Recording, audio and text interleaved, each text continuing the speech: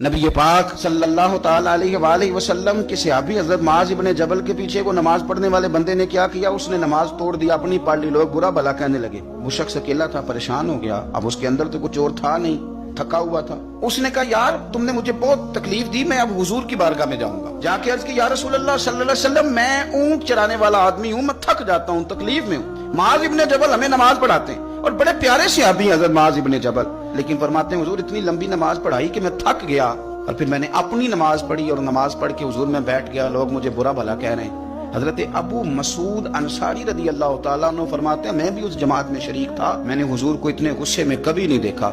فرمایا بلاؤ نا معاذ ابن جبل کو۔ حضرت معاذ ابن جبل آئے تو حضور فرمان، یہ لفظ ہیں حدیث کے، حضور فرمانے لگے کس نے اجازت دی اتنی لمبی نماز پڑھانی؟